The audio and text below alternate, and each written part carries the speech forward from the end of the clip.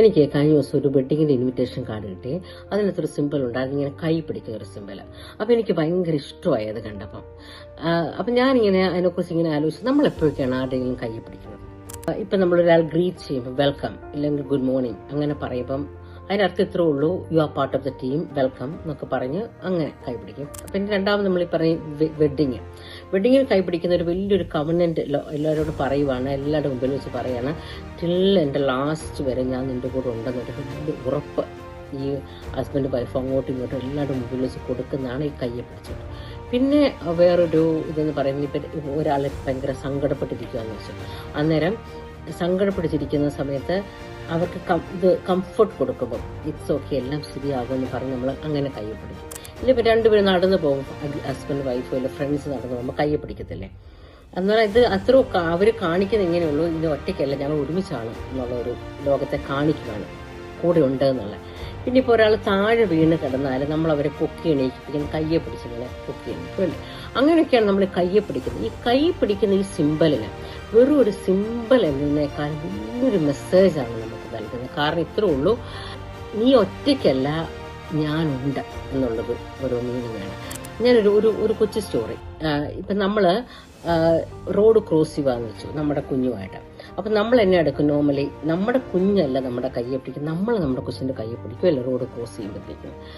അതിനകത്ത് രണ്ട് കാര്യം. ഈ കുഞ്ഞിനെ സംബന്ധിച്ചുള്ള ആ കുഞ്ഞിന് ഭയങ്കര സേഫ്റ്റിയാണ് അവിടെ. കുഞ്ഞിന് യാതൊരു ഭയവുമില്ല. കാരണം കുഞ്ഞോർക്കും എൻ്റെ അപ്പൻ എൻ്റെ കയ്യെ പിടിച്ചിരിക്കുന്നത്, എനിക്ക് പേടിക്കാനേ ഇല്ല.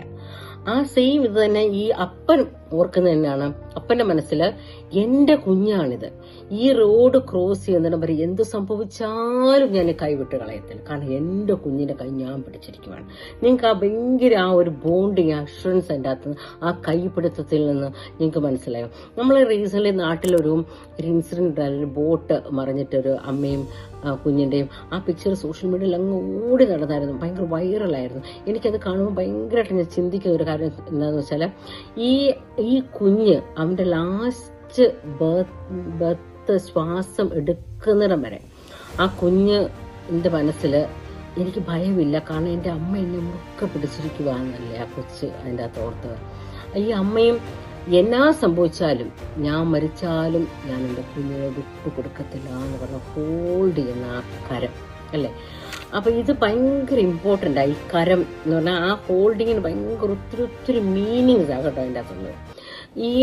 അപ്പൊ ഞാൻ മുമ്പ് കുറച്ച് നമ്മൾ എപ്പോഴേക്കും ഹോൾഡ് ചെയ്യുന്നെന്ന് പറഞ്ഞല്ലോ.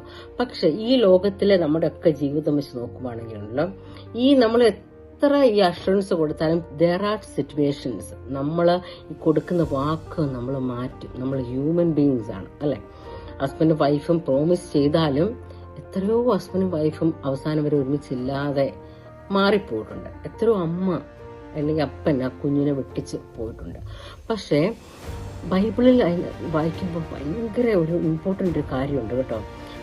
പ്രോഫറ്റ് ഐസയ ഇങ്ങനെയാണ്, ചാപ്റ്റർ 41 വേഴ്സ് 13 ഇങ്ങനെയാണ് പറയുന്നത്, നിന്റെ കൈ ഞാൻ പിടിച്ചിരിക്കുന്നു, നീ ഭയപ്പെടേണ്ട, ഞാൻ നിന്നെ സഹായിക്കും. അത് വായിക്കുമ്പോൾ ഭയങ്കര, അതിനെക്കുറിച്ച് ഇങ്ങനെ വായിക്കുമ്പോൾ ഭയങ്കര ഇമാജിൻ ഇങ്ങനെ വരുവാണേ. കാരണം ഒന്നും ടെൻഷൻ വേണ്ട, ഞാൻ നിന്നെ സഹായിക്കും, ഞാൻ നിന്റെ കയ്യെ പിടിക്കും. എപ്പോഴും നമുക്കെപ്പോഴും ഒറ്റയ്ക്ക് ഇരിക്കുന്നതിനേക്കാളും നമുക്കെപ്പോഴും ആരെങ്കിലുമൊക്കെ നമ്മുടെ കൂടെ ഉണ്ട്. അത് ഭയങ്കര ഒരു ധൈര്യമാണ്.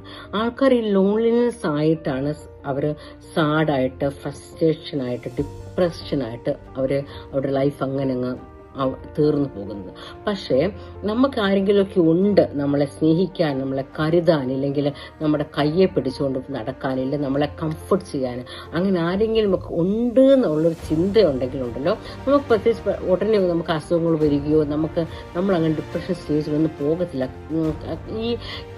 ഇതിനകത്തും ഇങ്ങനെയല്ല, ഈ നേതാക്കന്മാരൊക്കെ പൊളിറ്റിക്കൽ ലീഡേഴ്സിന് നിങ്ങൾ കേട്ടിട്ടില്ലേ വാക്യങ്ങൾ ഇങ്ങനെ പറയത്തില്ലേ, ദൂരതയോടെ പൊക്കോ, ലക്ഷം പിന്നാലെ. കാരണം അവരെ അങ്ങോട്ട് മുമ്പോട്ട് നയിക്കുന്ന അവർക്കറിയാം, അവരുടെ കുറെ അണികളുണ്ട്, അവരുടെ സഹായിക്കാൻ കുറെ ആൾക്കാരുണ്ട്. ആ ഒരു അഷുറൻസ് ആണ് പലപ്പോഴും അവരെ മുമ്പോട്ട് നയിക്കുന്നത്. നമ്മുടെയും ലൈഫിൽ അങ്ങനെയാണ്. സോ ഗൈസ്, ഞാൻ നിങ്ങളോടൊരു കാര്യം പറയട്ടെ. നമ്മുടെ ലൈഫിൽ സിറ്റുവേഷൻസ് ലൈക്ക് നമ്മുടെ തൊട്ട് മുമ്പിലത്തെ പാത നമുക്ക് കാണുന്നില്ലെന്ന് വെച്ചു, സ്റ്റെപ്പ് ചിലപ്പോൾ അൺക്ലിയർ ആണ്, ഫോഗ് വന്നിട്ട്, ഫോഗ് എന്ന് പറഞ്ഞാൽ ഈ മൂടൽ മഞ്ഞൊക്കെ വന്നിട്ട് നമുക്ക് മുമ്പിലത്തെ സ്റ്റെപ്പ് നമുക്ക് കാണാൻ പറ്റത്തില്ല. ചിലപ്പോൾ അൺസർട്ടനിറ്റി ആയിരിക്കും നമ്മുടെ തൊട്ട് മുമ്പിൽ.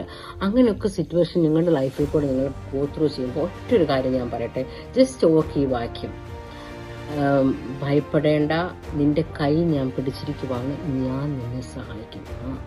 അത് നിങ്ങൾ ഓർക്ക്. Okay then.